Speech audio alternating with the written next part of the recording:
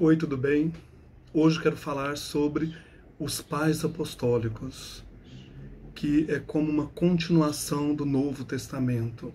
No final do século I e na segunda metade do século II, nós temos então grandes homens da Igreja escrevendo, formando a doutrina católica. São eles Clemente de Roma, Inácio de Antioquia, Policarpo de Esmirna, e temos também aqui o texto da Didaquê, o Ensino dos Apóstolos, e um texto chamado Pastor de Hermas. Esse livro precioso, ele é traduzido por Almiro Piceta, editora Mundo Cristão, e é de 2017.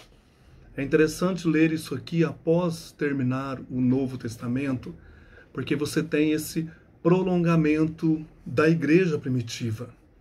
Então aqui nós temos uma das coleções importantes dos cristãos antigos, chamados Pais Apostólicos, cobrindo então esse período que vai do final do século I a meados do século II. As obras aqui nesse livro constituem um testemunho extremamente valioso sobre o pensamento e a vida da igreja numa época remota da história do cristianismo, quando este ainda dava os seus primeiros passos na sociedade greco-romana. Esses textos podem ser definidos como o primeiro conjunto de literatura cristã posterior ao Novo Testamento. A designação pela qual são conhecidos pais apostólicos foi utilizada pela primeira vez pelo estudioso francês Jean Cotelier em 1672. E reflete o fato de que tais documentos foram produzidos numa época muito próxima da era cristã. Desses aqui, vários tiveram contato ou com os apóstolos, inclusive o evangelista João, ou com alguém que conheceu os apóstolos. A outra palavra do título, pais, nos aproxima daquele contexto dos pais da igreja, os pensadores e escritores cristãos dos primeiros séculos. Na verdade, os pais apostólicos constituem o início do período patrístico, a era dos pais da igreja. Depois nós vamos ter os grandes pais da igreja, como Jerônimo e tantos outros, que vão alicerçar o pensamento cristão. Apesar de suas muitas diferenças, esses escritos apresentam algumas características comuns. Em primeiro lugar, destacam-se pela simplicidade intelectual e doutrinária. Não encontramos neles as profundas reflexões teológicas e muito menos as elaborações filosóficas que irão caracterizar muitos dos escritos cristãos posteriores. Antes, são declarações de uma fé e piedade sinceras, revelando acima de tudo um interesse pastoral e prático. Suas principais preocupações são a paz, a unidade e a pureza da igreja. Os pais apostólicos demonstram grande reverência pelo Antigo Testamento, num período em que a coleção dos escritos neotestamentários ainda estava sendo reunida. O Antigo Testamento ele é um objeto aqui de estudo, de interpretação tipológica e alegórica, no sentido de torná-lo ainda mais relevante para uma audiência cristã. Ao mesmo tempo, os autores revelam uma clara familiaridade com as formas literárias do Novo Testamento e com os ensinos dos evangelhos e das epístolas canônicas. Então, aqui nesse livro você pode acompanhar as referências que aparecem principalmente desses dois momentos, o Antigo Testamento e depois o Novo, também as cartas. Eles bebem muito desta presença bíblica na vida da igreja. Esses antigos documentos espelham ainda várias situações conhecidas no que diz respeito à igreja pós-apostólica. Há uma preocupação com a liderança eclesiástica numa época em que a igreja começa a experimentar forte processo de institucionalização. Avulta em alguns desses textos, principalmente nas cartas de Inácio, o interesse pela figura do bispo. Além disso, nota-se uma forte ênfase na ortodoxia, no momento em que se multiplicam interpretações alternativas da fé cristã. A realidade crescente das perseguições se reflete na exaltação do martírio, também presente em vários desses documentos. Nós temos aqui situações bem pessoais, como o martírio de Policarpo, que vai marcar profundamente esse início da igreja e desse testemunho desses homens que entregam a vida pelo anúncio da ressurreição de Cristo. Por último, a tendência para o declínio dos padrões éticos na vida de muitos cristãos e o perigo sempre presente da apostasia fazem com que muitos desses escritos, especialmente o pastor de Hermas, adotem uma postura rigorosa com respeito à moralidade e à disciplina. Em contraste com a ênfase paulina na graça, na fé, a salvação passa a ser entendida em termos de obediência a uma nova lei. Ela não é mais vista como uma dádiva graciosa de Deus, mas como fruto do esforço e da obediência dos cristãos, refletindo o entendimento legalista ou moralista da vida cristã. Então aqui nesse livro nós temos 13 documentos. Aqui no sumário dá para perceber isso. São 2 cartas de Clemente, as cartas de Inácio, aos Efésios, aos Magnésios, aos Tralianos, aos Romanos, aos Filadélfios, aos Esmirniotas, a Policarpo. Depois as cartas de Policarpo aos Filipenses e depois um texto que também recebe a influência de Policarpo, que é o Martírio de Policarpo. Alguém escreveu sobre o seu martírio. Depois temos a Didaquê, que é o ensino catequético dos apóstolos, e o Pastor de Hermas, dividido em 3 livros. Primeiro, Visões, o segundo, Mandamentos, e o terceiro vai trazer as comparações. 3 livros, né, do Pastor de Hermas: Visões, Mandamentos e Comparações. Além desses 13 documentos, algumas coletâneas trazem mais 3, por exemplo, a Epístola de Barnabé, a Epístola a Diogneto e fragmentos atribuídos ao bispo Papias de Hierápolis. Infelizmente, esta edição aqui não traz esses outros 3 documentos. Vamos olhar rapidamente cada um deles. A primeira carta de Clemente é o mais antigo desse conjunto e a mais longa também, tendo sido escrita por volta do ano 96, ou seja, no final do reinado do imperador Domiciano. Trata-se de uma longa epístola da Igreja de Roma aos cristãos de Corinto, lembrando que Pedro e Paulo haviam acabado de serem martirizados, exortando-os a restaurar os presbíteros da igreja que haviam sido depostos de seu ofício lá em Corinto. Então ele envia essa carta para lá, para resgatar essa questão importante aí, de restaurar os presbíteros. Segundo a tradição, seu autor foi então Clemente, um dos antigos bispos de Roma, ou Papa, né, depois de Pedro, que não deve ser confundido com seu homônimo posterior, o Clemente de Alexandria. Um quarto da epístola contém citações do Antigo Testamento, usado como fonte de muitos modelos de ordem e virtude. O documento é importante pelo quadro que apresenta do antigo cristianismo romano, no qual predominavam interesses éticos e uma forte ênfase na lei e na ordem. O texto pressupõe uma igreja governada por bispos ou presbíteros e diáconos que receberam seu ofício em sucessão regular a partir dos apóstolos. Isso é muito legal. Esta herança apostólica está presente em todos os textos. Percebe-se claramente um entendimento sacrificial da ceia do Senhor.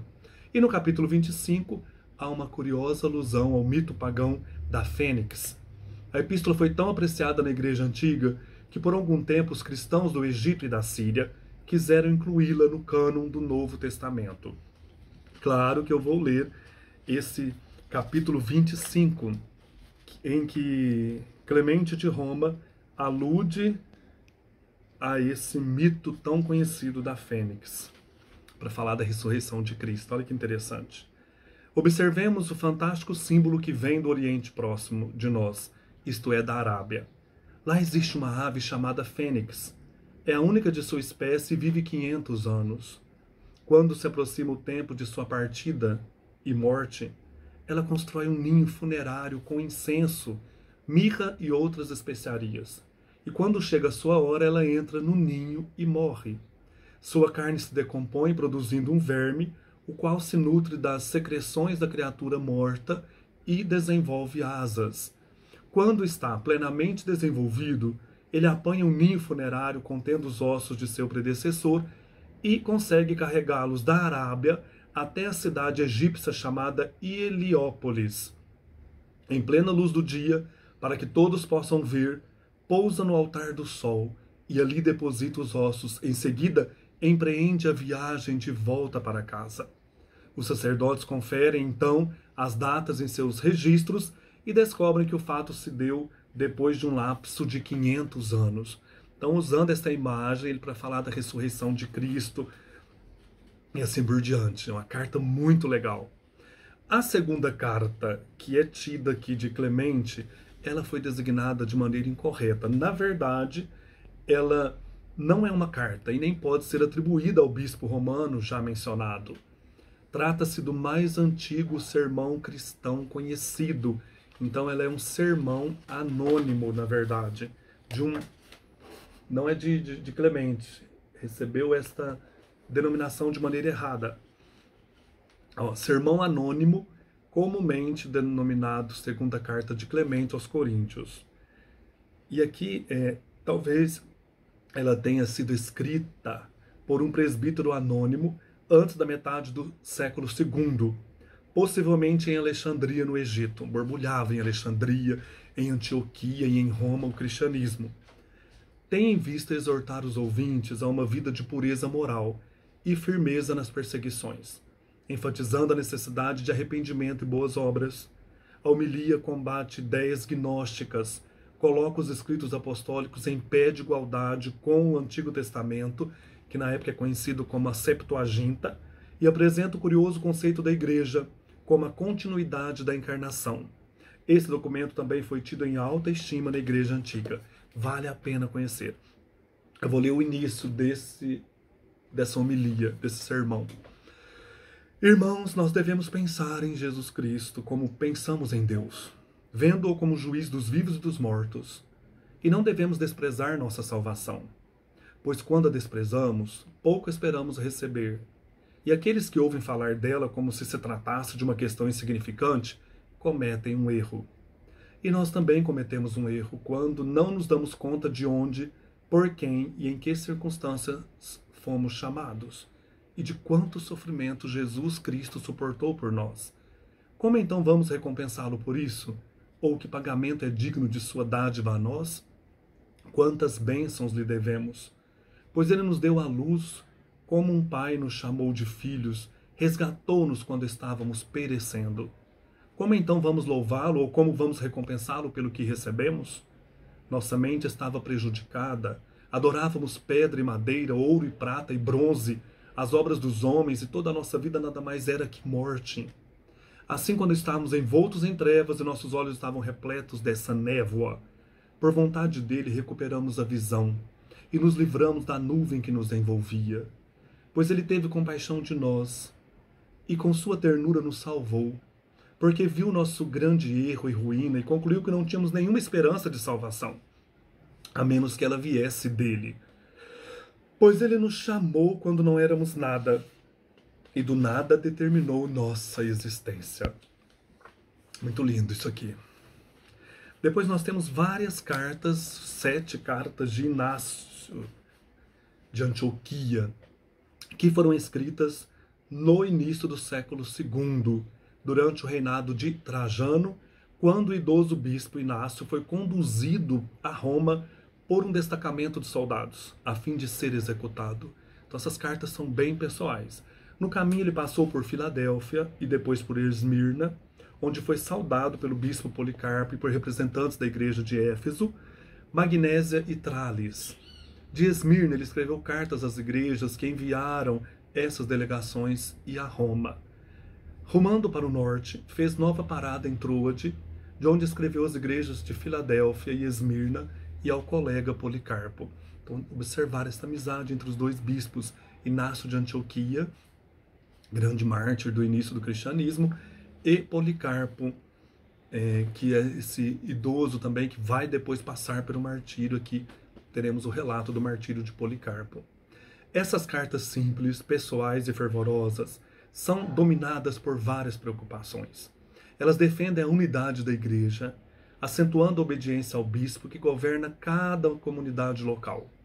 Atacam movimentos heréticos, geradores de cismas, em especial uma heresia docética, que negava a encarnação do Verbo.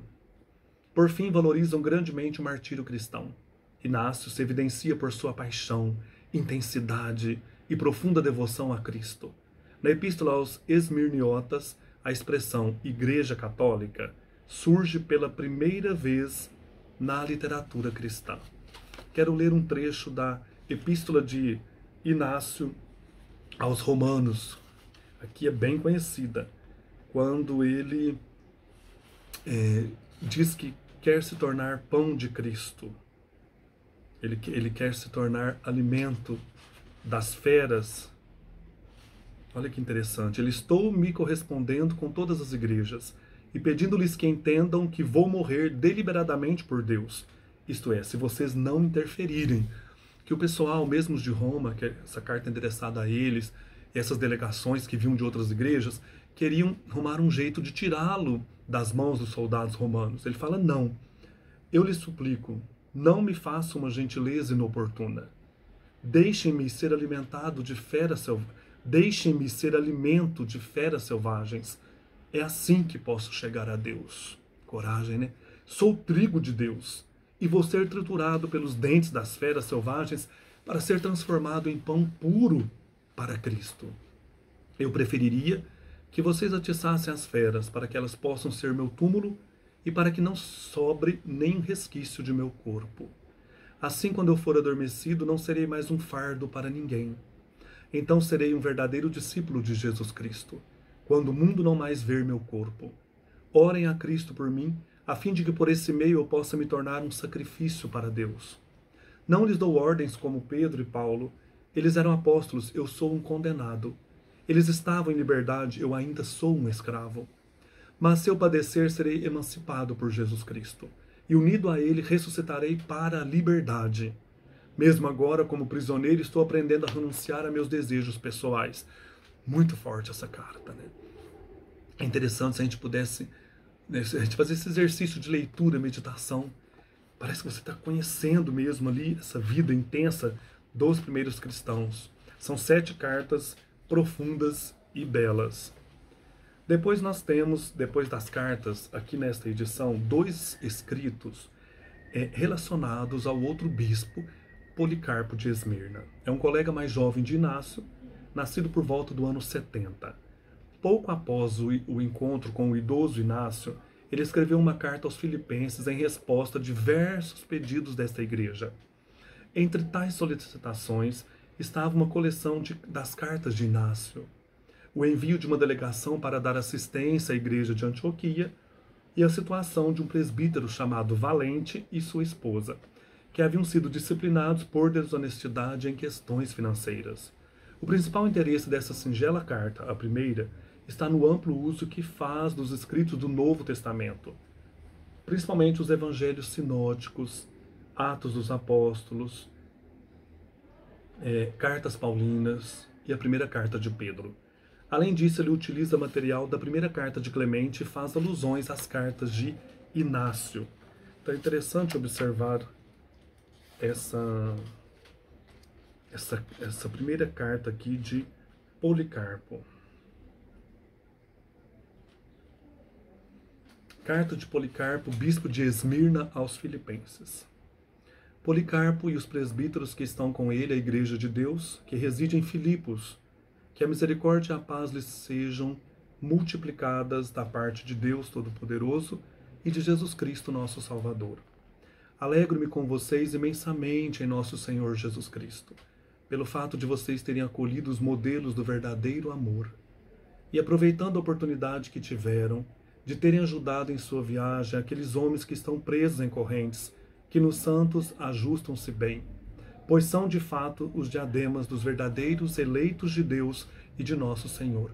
Então essa alusão aqui é certamente ao Inácio que estava sendo levado, acorrentado para Roma. E também me rejubilo porque a firme raiz de sua fé, conhecida desde o princípio, ainda subsiste e produz frutos para o nosso Senhor Jesus Cristo, que suportou nossos pecados até morrer. Mas Deus o ressuscitou dos mortos, rompendo os grilhões do Hades, referência aos Atos dos Apóstolos, capítulo 2, verso 24. Mesmo não tendo visto, vocês creem nele e exultam com alegria indizível e gloriosa. Primeira carta de Pedro, capítulo 1, versículo 8. Alegria que muitos ansiaram por sentir, sabendo que vocês são salvos pela graça, não pelas obras. Carta aos Efésios, capítulo 2, versículos de 8 a 9. Isto é, pela vontade de Deus por meio de Jesus Cristo.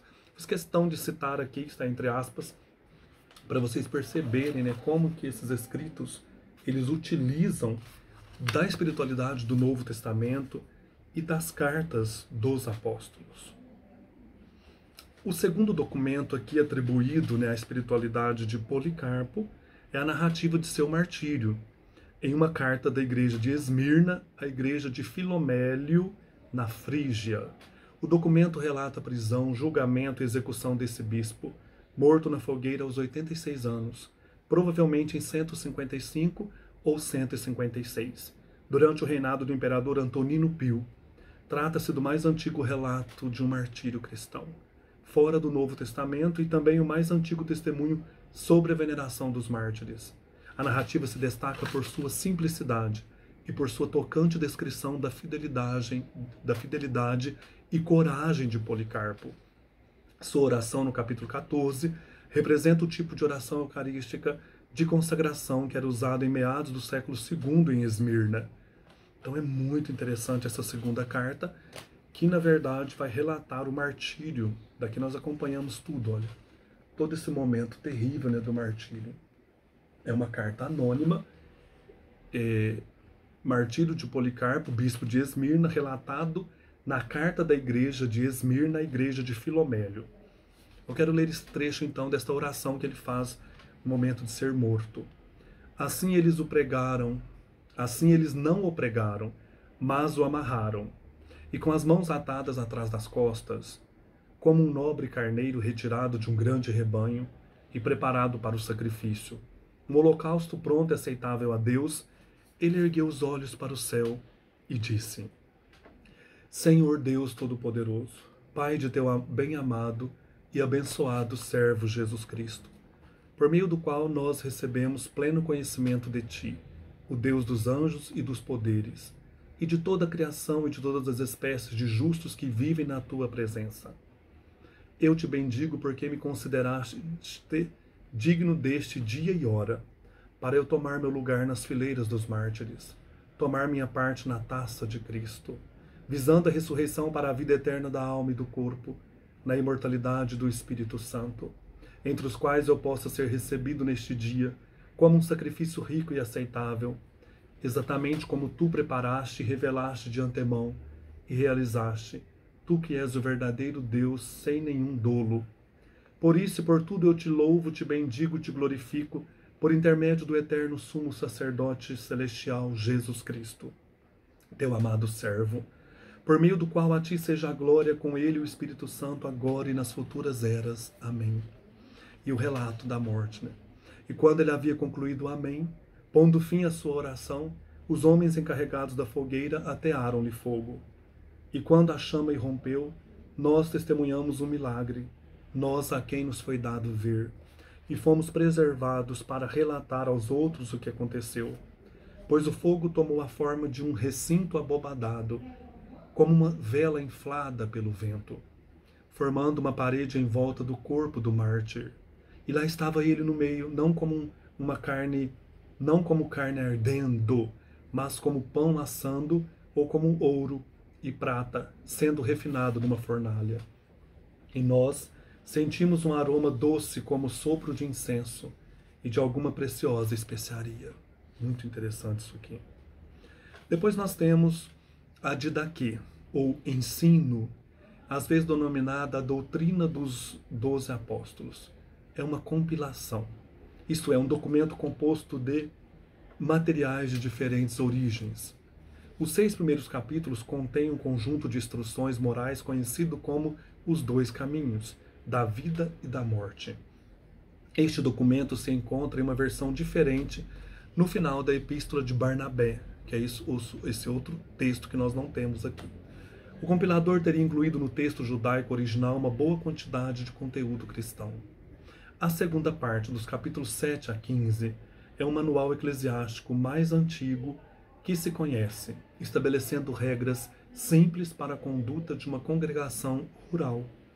Trata de questões litúrgicas sobre o batismo e a ceia do Senhor, do jejum, bem como de profetas itinerantes e do ministério local de presbíteros e diáconos. O último capítulo, 16, considera a necessidade de preparação para o final dos tempos. Segundo alguns estudiosos, o documento em sua forma atual surgiu na primeira metade do século II, em Alexandria, no Egito. O compilador teria editado 2 documentos que tinha em mãos: o Catecismo Moral, conhecido como os Dois Caminhos, e uma ordem eclesiástica do final do século I, provavelmente originária da Síria. Esse manual inclui as mais antigas orações eucarísticas conhecidas e demonstra a transição de uma liderança eclesiástica carismática para um modelo institucional e hierárquico. O texto esteve perdido por muitos séculos e foi descoberto em 1873 em Constantinopla por Filoteos Brienius, metropolitano de Nicomédia, que o encontrou em um manuscrito datado de 1056, contendo também as epístolas de Clemente e Barnabé. Então, a Didaquê eu tenho um carinho muito grande por ela. Desde que eu fiz meus estudos para padre, a Didaquê ela é muito especial, porque você retoma o início aí da catequese dos apóstolos. Então, só que no capítulo 1, por exemplo, essa primeira parte, né?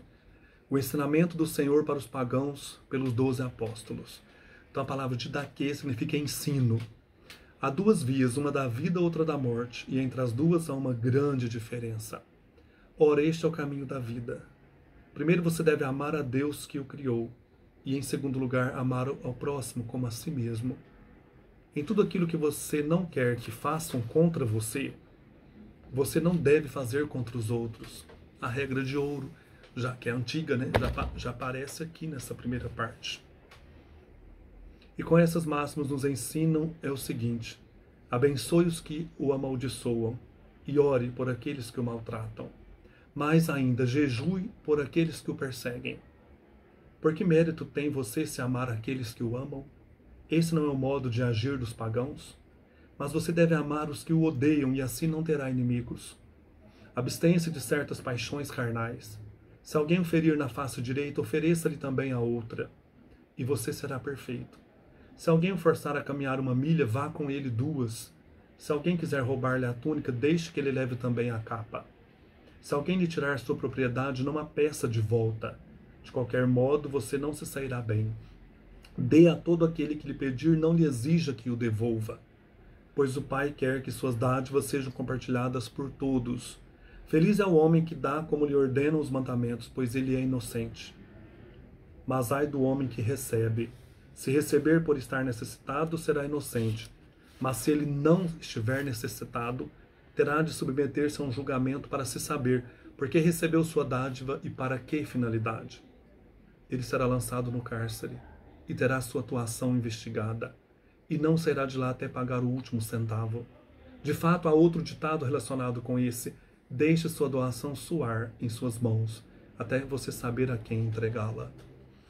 E é mais à frente, aqui no parágrafo 14, vão falar do dia do Senhor. Achei tão legal essa parte. Em cada dia do Senhor, o dia dele especial, reúnam-se, partam o pão e rendam graças, primeiro confessando seus pecados, para que seu sacrifício seja puro. Quem estiver em litígio com seu vizinho não deve juntar-se a vocês antes de se reconciliar, para que o sacrifício de vocês não seja manchado. Pois foi desse tipo de sacrifício que o Senhor disse: em toda parte incenso é queimado, e ofertas puras são trazidas ao meu nome, porque grande é o meu nome entre as nações, diz o Senhor dos Exércitos. Então aqui fala do dia do Senhor em que os cristãos se reuniam. Temos também antigas orações eucarísticas, como a oração eucarística segunda, né? Por exemplo, o parágrafo 10. ou melhor, parágrafo 9. Agora sobre a Eucaristia, esta é a forma de dar graças. Primeiro em relação ao cálice. Pai nosso, nós te agradecemos a santa vinha de Davi, teu filho, que tu revelaste por meio de Jesus, teu filho. A ti seja dada a glória para sempre. Depois em relação ao pão partido. Pai nosso, nós te agradecemos a vida e o conhecimento que tu nos revelaste por meio de Jesus, teu filho. A ti seja dada a glória para sempre. Como esse pedaço de pão estava espalhado pelas colinas e depois foi recolhido e unificado, permite que assim a tua igreja seja reunida desde os confins da terra no teu reino, pois tu é a glória e o poder por meio de Jesus Cristo para sempre. Vocês não podem permitir que alguém coma ou beba de sua Eucaristia, exceto os batizados em nome do Senhor. Pois referindo-se a isso, disse o Senhor, não deem o que é sagrado aos cães. Mais à frente, parágrafo 10. Depois de terminar a refeição, deem graças desta maneira. Nós te agradecemos, Pai Santo, teu nome sagrado que plantaste em nosso coração, e o conhecimento e a fé e a imortalidade que revelaste por meio de Jesus, teu Filho. A ti seja a glória para sempre. Mestre onipotente, tu criaste todas as coisas em benefício de teu nome, e deste aos homens comida e bebida à vontade para que eles possam te agradecer. Mas a nós tu nos deste um alimento e uma bebida espirituais e a vida eterna por meio de Jesus, teu Filho. Acima de tudo, nós te agradecemos o fato de seres poderoso. A ti seja a glória para sempre. Lembra-te, Senhor, da tua igreja para salvá-la do mal e torná-la perfeita por teu amor. Santifica-a e reúne-a dos quatro ventos em teu reino, para que para ela preparaste. Pois teu é o poder e a glória para sempre. Que venha a graça e que este mundo acabe. Hosana ao Deus de Davi. Se alguém for santo, que venha. Se não for, que se arrependa. Nosso Senhor Jesus, nosso Senhor vem. Amém. É o Maranatá, né? Vem, Senhor Jesus. Aqui são as formas primitivas das antigas orações eucarísticas. Muito interessante, né? Perceber como que a igreja rezava, como que eles davam graças nas Eucaristias, né? Depois vão surgir as nossas orações próprias da igreja, mas aqui é o início, como que eles faziam essa oração em comunidade. Depois, dentre esses documentos, o mais longo é o livro O Pastor de Hermas. É o livro chamado O Pastor. Ele foi escrito por Hermas, um ex-escravo, possivelmente judeu, que foi emancipado em Roma. O Pastor de Hermas. Livro interessante. O cânon muratoriano diz que ele era irmão de Pio, um bispo romano de meados do segundo século. A obra é composta de 5 visões, 12 mandamentos e 10 comparações. Nas visões, Hermas recebe revelações de uma mulher que representa a igreja e do anjo do arrependimento, disfarçado como um pastor de ovelhas, cujo surgimento na 5ª visão introduz as demais seções. Os mandamentos e parte das comparações se compõem principalmente de instrução ética, com forte ênfase na pureza e no arrependimento. O texto é de difícil interpretação em virtude de sua linguagem apocalíptica e alegórica. O autor revela uma piedade singela e limitados recursos intelectuais. Ele admite o arrependimento por pecados posteriores ao batismo, mas, devido à aproximação do fim, o restringe aos pecados cometidos até o presente. Percebe-se no documento a existência de um sistema penitencial rudimentar. Segundo D.F. Wright, um estudioso, né, sobre a obra é valiosa por lançar luz sobre as crenças do cristianismo judaico e de uma congregação cristã na sociedade romana helenística. O Pastor de Hermas foi tão apreciado nos primeiros séculos que alguns líderes defenderam sua inclusão entre os livros do Novo Testamento. Então essa última parte aqui, olha. E eu vou ler um trechinho só, porque aqui o primeiro livro das visões. Primeira visão contra pensamentos sujos e orgulhosos e a negligência de Hermas em castigar seus filhos. Aquele que me criou me vendeu uma certa Rosa de Roma. Muitos anos depois eu a reconheci e comecei a amá-la como irmã. Algum tempo mais tarde eu a vi banhando-se no rio Tibre e lhe dei a mão e a retirei do rio. A visão de sua beleza me fez pensar. Eu seria um homem feliz se pudesse arranjar uma mulher tão bonita e tão boa como ela. Esse foi o único pensamento que me passou pela cabeça, isso e nada mais.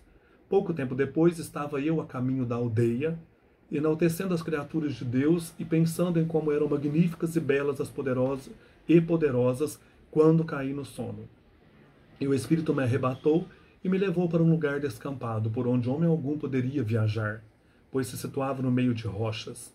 Era escabroso e inenviável devido à água. Tendo atravessado um rio, cheguei a uma planície. Eu então caí de joelhos e comecei a orar ao Senhor e a confessar meus pecados. Então é bem autobiográfico e ele é, como disse, né, bem complicado assim de ser desvendado, né, interpretado devido a essas maneiras de escrever, né, o gênero apocalíptico. Então esse Pastor de Hermas, dividido em 3 livros: primeiro, Visões; segundo, Mandamentos; o terceiro, Comparações. Enfim, gente, aqui está uma riqueza muito grande da igreja, do final do primeiro século e a segunda metade do segundo século, e a primeira metade do segundo século, final do primeiro e a primeira metade do segundo século. Esses pais apostólicos fornecem informações altamente relevantes sobre um importante período de transição na vida do cristianismo antigo, quando a igreja ainda está relativamente próxima da geração dos apóstolos, mas começa a tomar novos rumos e assumir novas características e ênfases. Ao mesmo tempo que se expande de maneira crescente no mundo greco-romano, o movimento cristão enfrenta dificuldades, desafios representados pela repressão estatal e pelo surgimento de heresias e cismas. Em resposta a esta nova e complexa situação, desenvolve-se o episcopado monárquico ou monoepiscopado. Cristaliza-se o cânon do Novo Testamento e surgem as primeiras declarações credais à regra de fé. Esse texto aqui, que eu li, da introdução do livro, foi escrito por Alderi Souza de Matos. É importante ler isso aqui? Sim, para conhecer a história da igreja.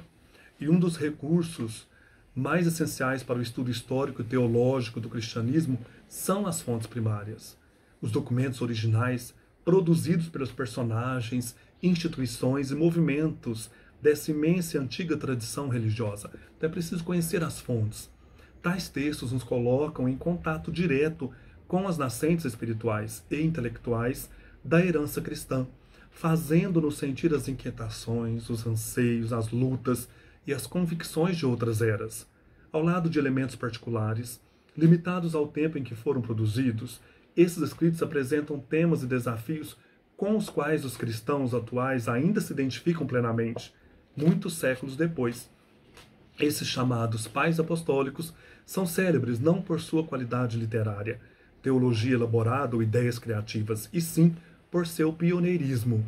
Trata-se do primeiro conjunto de literatura cristã ortodoxa posterior ao Novo Testamento.